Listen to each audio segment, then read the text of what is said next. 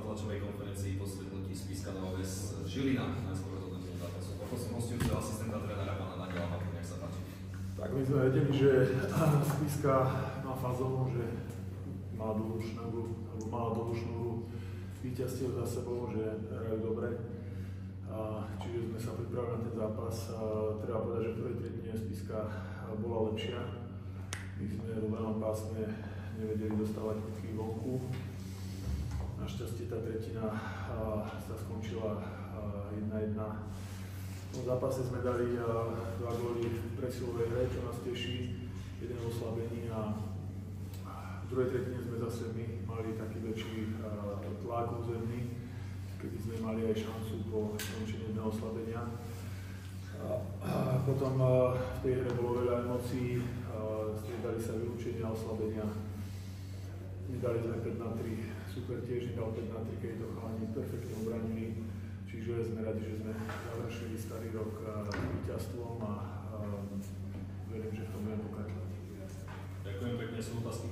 Ja by som sa chcel opýtať teda možno na zhodnotenie tejto sezóny predsa len. Možno bolo kľúčové práve to, že Žilina sa dostala do najvyššej súťaže, pretože ukázali ste, že tu fakt dokážete konkurovať aj tým najlepším ústavom v tom České. Ako by ste zhodnotili tento rok?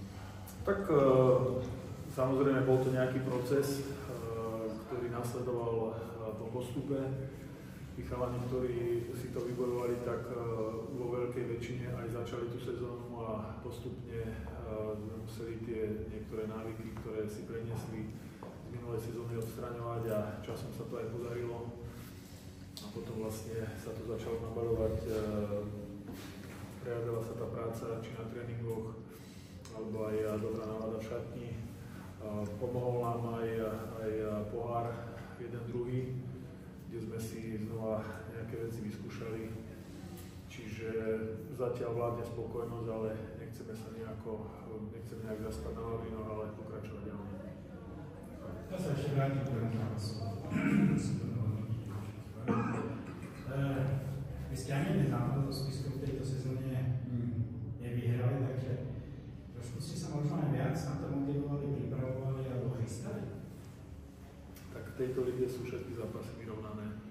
Nedá sa povedať, že ideme sa teraz chystať na Mikuláš inak, na Spisku inak. V tých prvých zápasoch, ktoré nás porazili, tak nás vyškolili práve z týchto vecí, o ktorých som rozprával, že vedeli využiť každé naše zaváhanie a my sme sa vlastne učili počas tých prvých mesiacov, ako zvíťaziť v tých vyrovnaných zápasoch.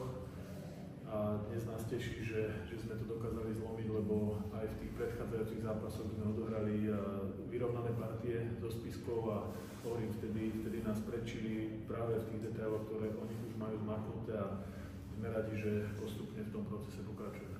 Máte pocit, že tá výkonnosť je?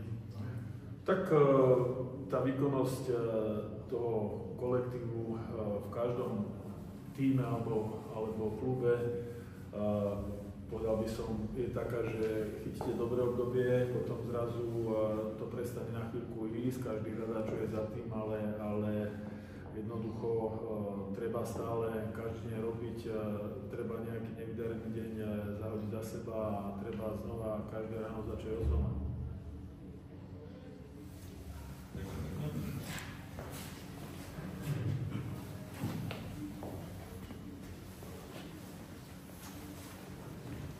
Priestor na zhodnotenie aj domáceho trénera pána Vladimíra Zlatosti. Kolega to úplne zhrnul presne. My sme začali veľmi dobre.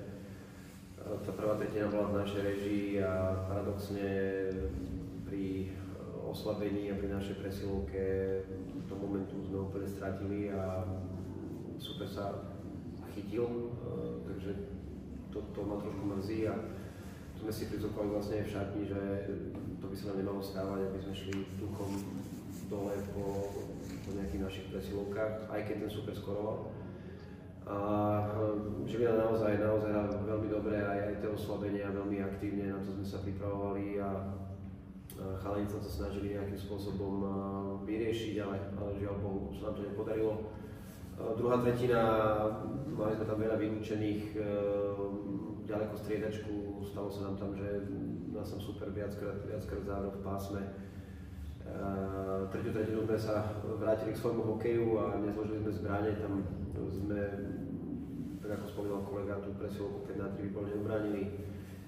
Zase naopak, my sme nevyužili to 5-3, aby sme vlastne vyrovnali stav stretnutia a vlastne to ako keby rozhodlo o tom výsledku toho zápasu a tým, že sa hrá naozaj v krátkom slede veľa zápasov, tak na konci ja som aj chalom pochválil, že sme našli ešte v sebe kúsok síl a odvolili sme brankára, aj keď sme hrali 5 proti 4 a snažili sme sa naozaj vyrovnať ten priebeh zápasu, čo sa nám žiaľ Bohu nepodarilo,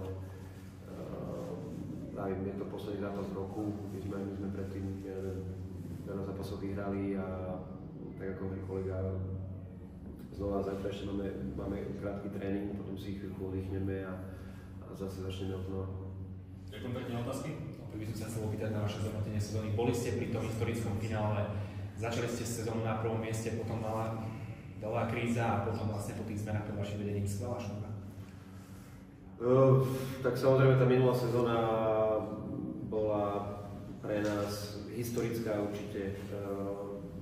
Mali sme výborné mužstvo, išli sme až do finále, kde nás Nitra vlastne nejakom, ktorá bola naozaj v laufe a na vysokej emócii, tak a my tým, že sme mali takú šírku kádra, ako sme mali, tak sme proste to finále žiaľ Bohu nezvládli, ale naozaj tá minulá sezóna bola naozaj pre nás neuveriteľná, pre ten klub to znamená veľa, pre tých ľudí, ktorí okolo toho klubu robia, takže o tom sa nemusíme baviť a táto sezóna samozrejme rastie hore, rastie dole, začali sme výborne. Znova sme, myslím si, že to naše jadro zdravé slovenské a tým poďky západných do kolektívu, aj keď sa udiali nejaké zmeny, ale to je myslím si, že úplne bežné v tej slovenskej extralige.